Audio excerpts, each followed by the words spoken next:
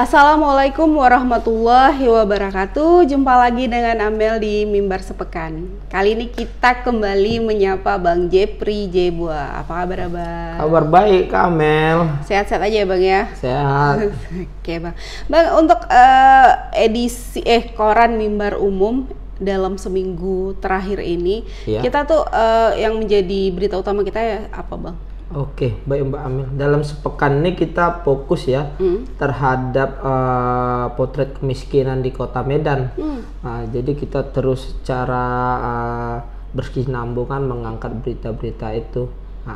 Ini jadi dari awal kita udah mengangkat tentang potret kemiskinan Kota Medan. Kenapa Bang kita angkat berita itu? Jadi kita dipicu oleh juga ya giatnya Pak Wali Kota Medan Bobi Nasution yang selaku dari kelompok organisasinya berbagi, menggelar kegiatan berbagi rezeki di kabupaten. Ada dia di Srgai, Binjai, dan sebelumnya di Labuhan Batu kalau tidak salah. Iya, jadi di kemarin itu, sempat aku dengar juga sih viral bahwa Wali Kota Medan berbagi pertama ke Labuhan Batu kayaknya Bang. Iya, Labuhan itu Batu yang kemarin, Selatan. yang beberapa bulan lalu Mbak Amel.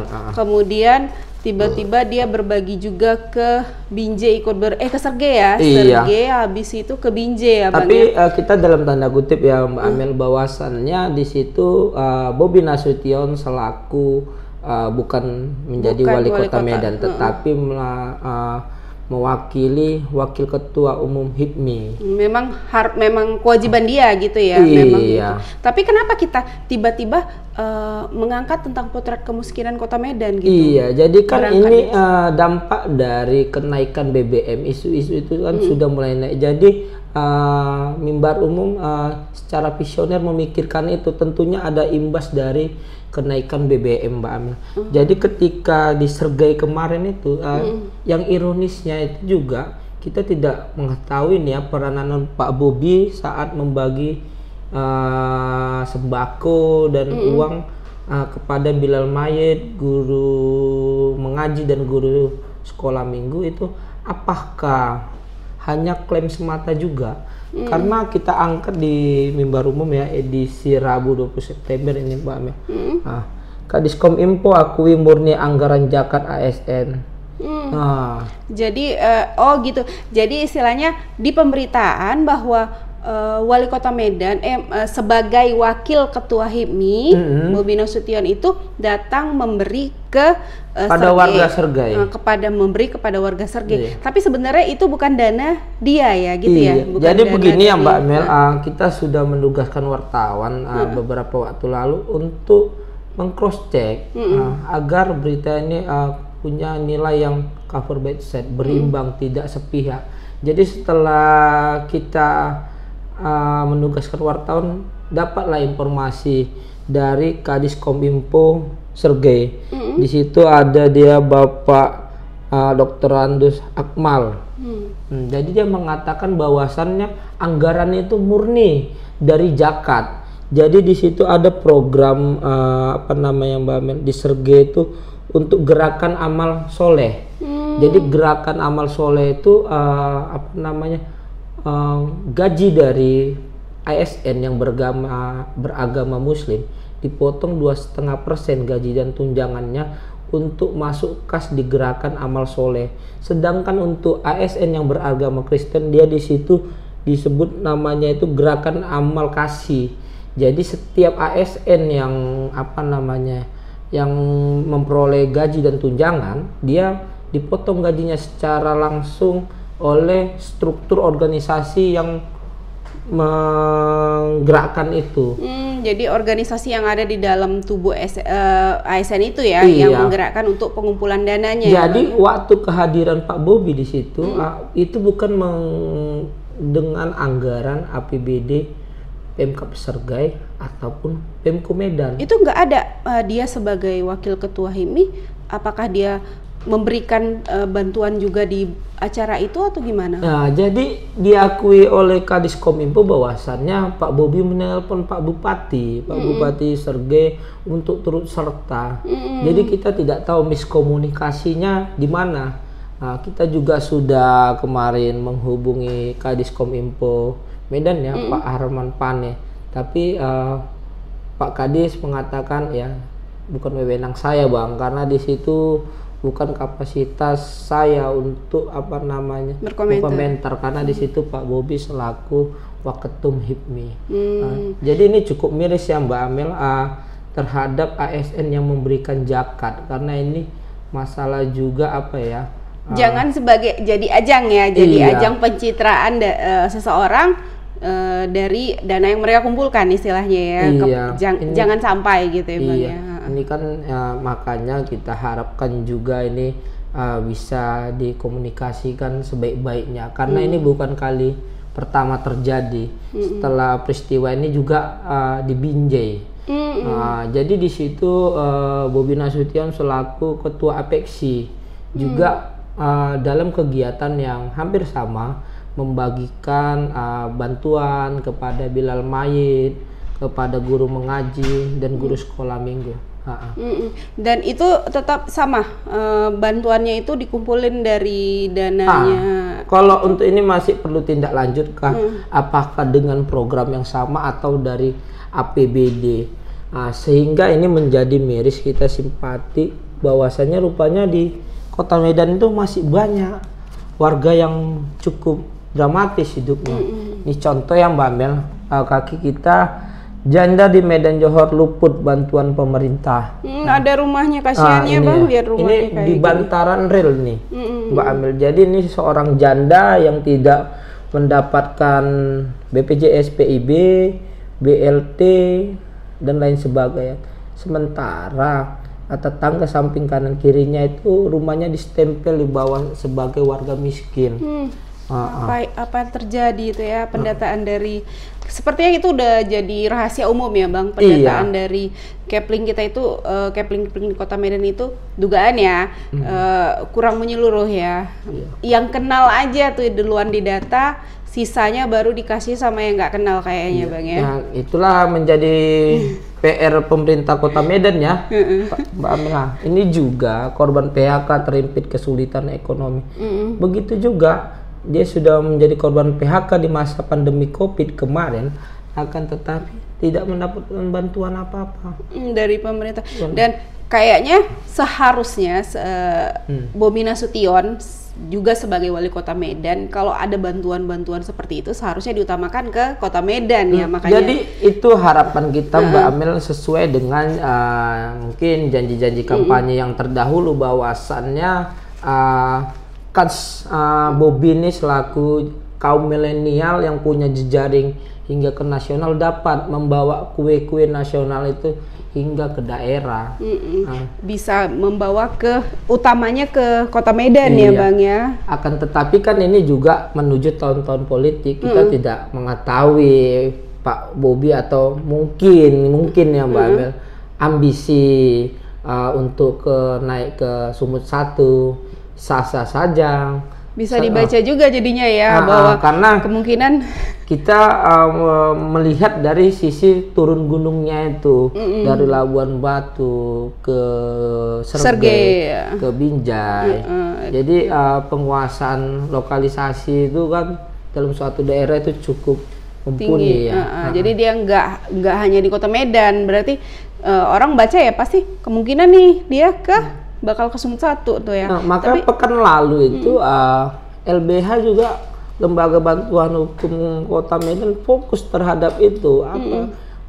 Pak Direkturnya itu mengatakan bahwasannya fokus dulu, boleh saja katanya, tapi jangan sampai mengganggu dinamika masyarakat yang ada di arus bawah, yang taraf hidupnya menengah ke bawah.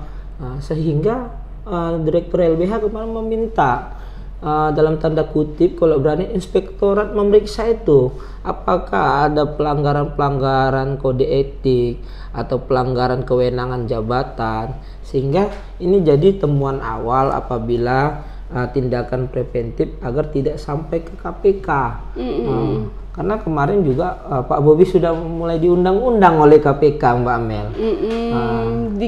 Dalam kasus apa itu Bang? Kemarin tuh dalam kasus aset, bagaimana aset Kota Medan itu datanya itu dapat terdata semua, tidak ada yang kemana-mana. Enggak, tidak ada pengalihan bahwasannya aset itu menjadi hak individual oleh pejabat tertentu.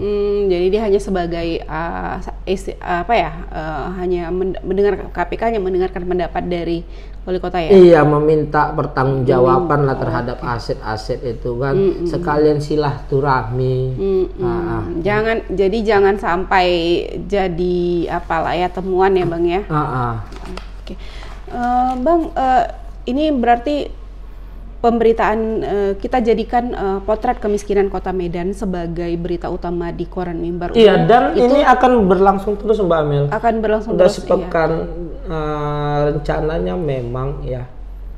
Itulah peranan media sebagai kontrol sosial. Iya, peran kita sebagai kontrol sosial untuk mengawasi ya, jangan sampai penyalahgunaan jabatan untuk kampanye ya Bang ya. Iya, jangan nanti kita menjalankan peran kita supaya jangan sudah terjadi kita mengetahui tapi tidak menginformasikan, kan itu berat juga. Itu tugas media ya Bang. Iya, sebagai kontrol sosial. Dan ada kontrol sosial satu, ini aku baca nih Bang, tentang listrik 450 volt tidak dihapus. Itu gimana Bang? Karena beredar tuh di masyarakat semuanya listrik itu dinaikkan ke 900 semua tuh, yang 450 tuh udah nggak ada lagi. Itu gimana tuh Bang? Jadi ini cukup riskan ya Mbak Amel, tentang kenaikan listrik itu tidak ada rupanya dari statement Pak Presiden Joko Widodo ya. Sementara kalau tidak salah beberapa bulan lalu kita sudah mengangkat hal ini, Mimbar Umum, bahwasannya di masyarakat itu sudah terjadi pemaksaan kenaikan dari yang 450 ke 900. Ini gujuk-gujuk Pak Presiden bilang tidak ada kenaikan. Jadi kemarin kan kita sudah terima itu laporan bahwasannya PLN sifatnya memaksa. Ada contoh kasus yang pernah kita buat Bang ya? Iya, dan menjadi atensi kemarin tuh kan kita masyarakat melapor bahwasannya dia disurati untuk kenaikan dari arus listrik yang 450 volt yang itu notabene subsidi untuk dinaikkan ke 900. Disebar edaran itu, dan pada saat itu wartawan yang kita tugaskan meliput di sana bahwasannya memang benar adanya. Jadi masyarakat tuh berbondong-bondong takut untuk terjadi denda.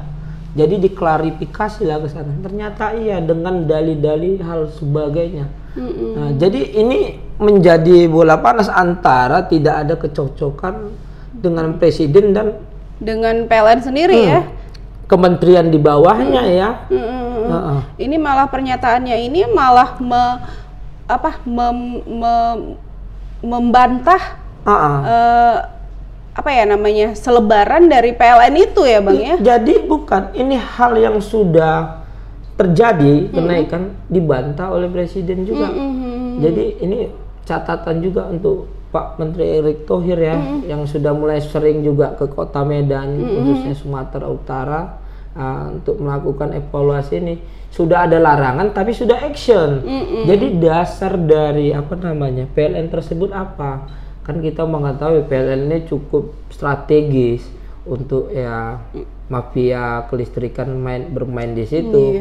Iya. Padahal ini kan bisa dibilang ada undang-undangnya ya kan Bang? Tanah, air, listrik juga termasuk ya kan dikuasai oleh negara gitu ya kan. Tapi listriknya emang dikuasai oleh negara, tapi jangan sampai sub-subnya itu yang bermain ya Bang di bawah. Maka kita harap juga ya, terkhusus yang fokus di Kota Medan maupun Sumatera Utara, penegak hukum di bidang advokat untuk menggugat ini kalau bisa. Karena ini sudah terjadi sebelum ada instruksi. Jadi masyarakat dirugikan. Yang sudah naik merasa aku sebenarnya nggak itu juga ya. Iya. Aku sebenarnya nggak sanggup untuk membayar segitu, tapi harus membayar segitu. Jadi gugatan bersama-sama terus dirugikannya oleh PLN. Kita tidak tahu apa kerja PLN saat ini ya Mbak Amel.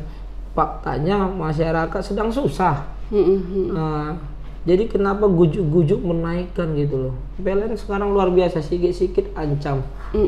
Dan juga Mbak Amel, kita juga mengharapkan juga Forkopimda juga menempatkan atensi terhadap petugas-petugas PLN, karena dalam hal melakukan sidak atau meninjau meteran-meteran itu mengikutkan unsur Forkopimda di tingkat kelurahan kecamatan. Ada dia di situ kepling, ada tentara, ada polisi dan lain sebagainya. Jadi ini seolah-olah resmi dan lengkap. Apakah tentara ditugaskan untuk jaga listrik? Bagaimana nanti dengan negara ini kan?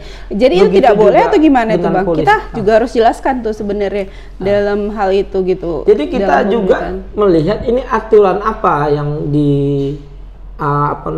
mereka ya, regulasi apa yang mereka bawa terhadap keikutsertaan unsur Forkopimda seperti TNI Polri. Apakah untuk menjaga keamanan? Jadi dalil-dalil untuk membenarkan itu ada saja Mbak Mel. Jadi seolah-olah bahwasannya sidak itu benar-benar gitu dilindungi hukum. Padahal itu hanya untuk pencegahan aja ya. Pencegahan. Jadi tapi masyarakat kalau udah ngelihat kayak gitu kan ada yang ketakutan, ada yang ini ya Bang. Ada sisi penggeseran psikologis di situ. Nanti mental masyarakat, kok ada Pak tentaranya, kok ada. Seolah-olah udah benar, seolah masyarakat udah langsung salah. Kita ya, apalagi masyarakat menengah ke bawah yang awam ya kan. Mereka itu ya kalau bisa sudah tidak dapat bantuan pemerintah, paling tidak psikologisnya jangan diganggu lah. Oke, Bang.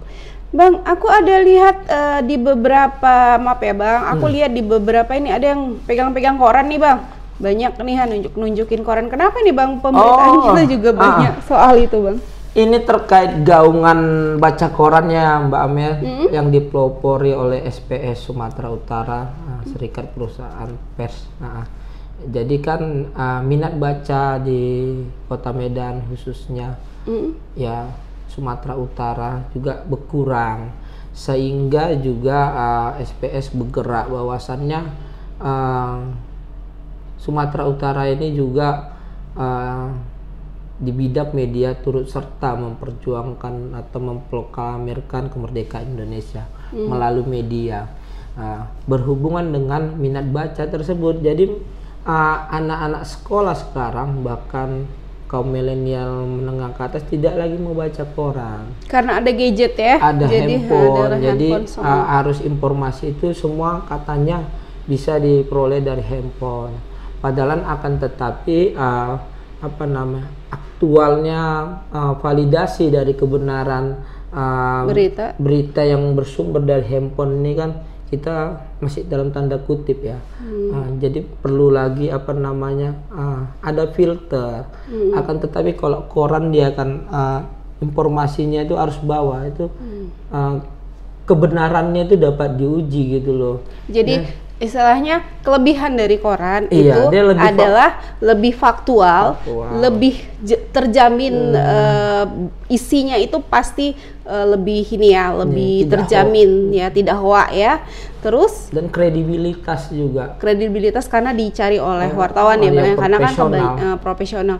Karena kalaupun media online itu kadang karena mau cepat bisa, tapi karena mau cepat kadang ini ya Bang ya, bersalahan. Tapi kalau ini koran sudah pasti cetak, udah ada pertanggungjawabannya langsung ya Bang ya. Jadi nggak bersalahan ya. Inilah kita juga mengajak ya kaum muda, kaum milenial untuk membaca koran, karena di sini kita akan memperoleh wawasan yang begitu luas. Ini contohnya, ini anak-anak yang pintar ya, sudah mulai mau baca koran gitu. Jadi dalam koran itu Mbak Amel banyak rubrik. Orang hanya mengetahui bahwasannya koran itu adalah sebuah pemberitaan saja. Mau dia pemberitaan kriminal, politik.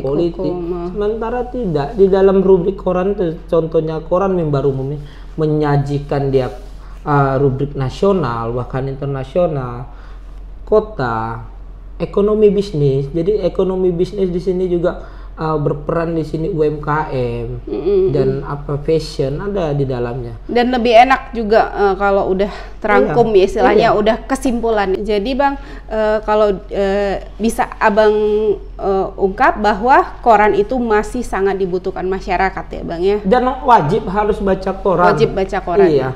Karena nanti di situ tumbuh kembangnya minat membaca dan menulis. Dan kita menyediakan kolom-kolom untuk anak-anak muda yang mau berkreasi lewat tulisan opini, esai, cerpen dan lain sebagainya. Dan ingat Mbak Amel, kan kita ketahui pamil bahwasannya membacalah jika ingin mau mengetahui dunia, maka menulislah jika ingin kau diketahui dunia. Jadi kan ini jadi sini aku tepuk tangan dulu. Tik. Jadi ini sangat perlu lah kita harapkanlah generasi bangsa ini untuk membaca lah biar Oke. Untuk membaca, dan ini salah satu contoh bacaan yang wajib nih untuk dibaca oleh masyarakat, karena ini udah terangkum semua ya Bang. Ini gerakan baca koran, ini ada soal politik, ekonomi, dan juga di dalamnya ada juga apa Bang? Opini, esai, cerpen, olahraga, hiburan. Oke Abang. Oke Bang, kita sudahi dulu aja Bang ya. Iya, Abang kayaknya bisa kampanyein lah Bang ya di salah satu ini edisi mana? Kita ini. Itu Abang kampanyein dulu lah Bang, baca korannya sama pemirsa dari koran Mimbar Umum.